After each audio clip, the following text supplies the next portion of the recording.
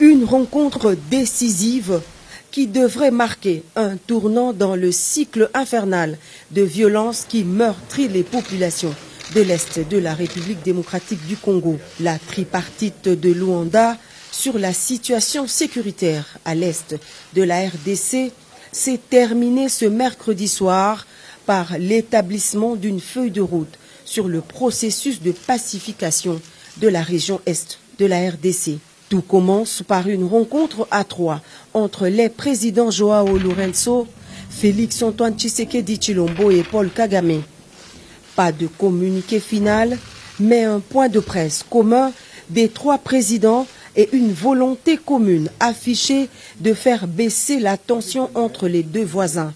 L'objectif central étant de restaurer la confiance perdue entre Kinshasa et Kigali par l'instauration d'un dialogue et d'une concertation permanente établie sous l'égide de la CIRGL et du processus de Nairobi dans le cadre de la communauté d'Afrique de l'Est. Concrètement, cela se fera graduellement via l'application de la feuille de route qui permettra au final, si chacun respecte vraiment ses engagements, de réchauffer les relations politiques, diplomatiques et économiques entre le Rwanda et la République démocratique du Congo.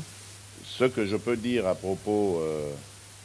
du contenu de la réunion de ce jour est que de part et d'autre, il y a eu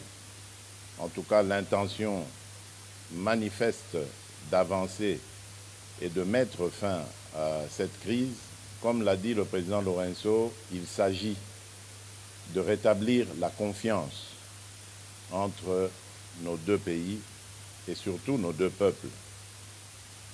Une confiance qui a malheureusement été rompue alors que, à mon sens, tout allait bien dans la voie de la normalisation entre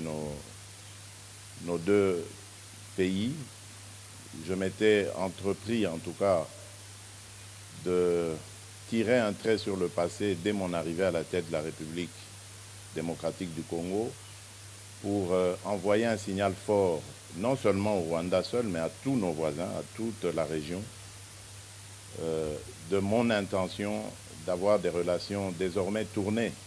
vers des échanges profitables à nos pays, à nos populations, et de regarder plutôt vers le développement de cette région qui, à mon sens, est l'une des plus riches d'Afrique, plutôt que de verser dans des tensions inutiles comme on a pu l'observer dans le passé. À court terme, la nouvelle donne passe par la relance de la commission mixte RDC-Rwanda. La première rencontre de cette commission mixte,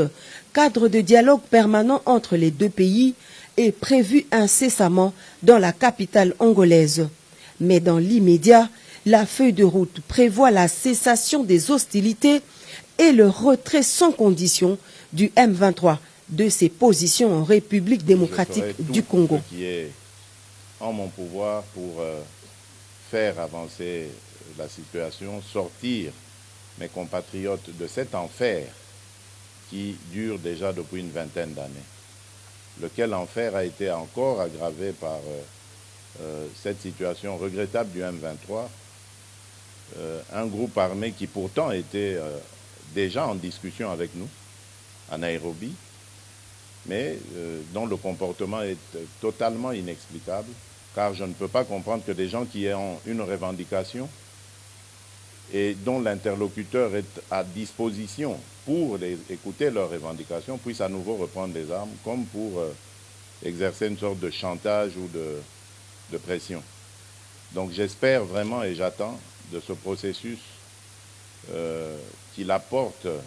le cessez-le-feu immédiat et le retrait de ce groupe du M23, en attendant évidemment que l'on mette en marche la feuille de route qui amènera un processus de paix, de stabilité et de confiance.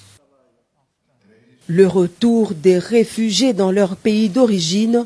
est également inscrit parmi les objectifs de la feuille de route de Luanda. Elle stipule enfin que toute exploitation des ressources naturelles dans la région doit se faire dans le strict respect de la souveraineté des États, ce qui met en exergue la ferme volonté de lutter contre le trafic illicite des ressources minières de la République démocratique du Congo au profit des pays voisins. Le chef de l'État, Félix Antoine Tshisekedi Tshilombo, garde ainsi le cap de la fermeté pour la défense de la souveraineté nationale et en même temps une ouverture au dialogue diplomatique sincère pour imposer la paix à l'est de la RDC. Le président de la République et sa délégation sont rentrés au pays ce mercredi soir.